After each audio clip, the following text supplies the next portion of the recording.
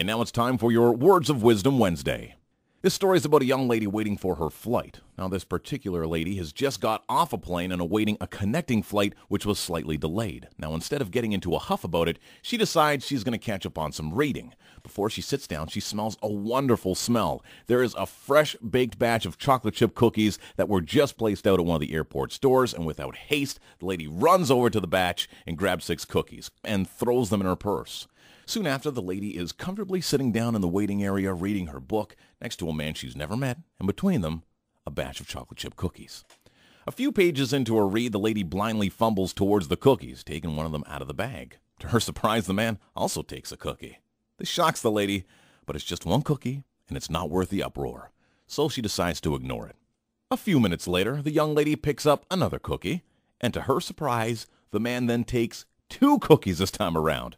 Now she's really starting to get steamed, but figures the man must be a little strange, so it's best to just be quiet, read her book, and pay no attention to such ignorance. Finally, boarding for the connecting flight is announced, and the lady reaches for the final cookie.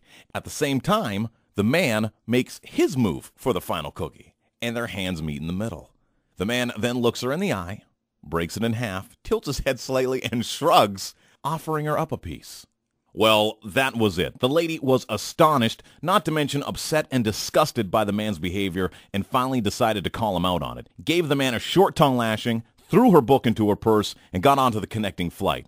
Soon after, the plane is in the air. The lady, still slightly irritated by the man in the airport, felt calm enough that she could sit back, relax, and get into her book with some peace and quiet. She reaches into her purse, and she pulls out her book. Right below it, her batch of cookies. Unaltered, unopened, and untouched. The man wasn't eating her cookies. It was the other way around, yet she's the one that gave him the time of day, while he sat back all along and shared his goods with her. Yet there was nothing she could now do or say to apologize to the man for the misunderstanding. Which brings me to the moral of the story. There are only 3 things you can't take back in life: the stone after the throw, the word after it's said, and time after it's gone.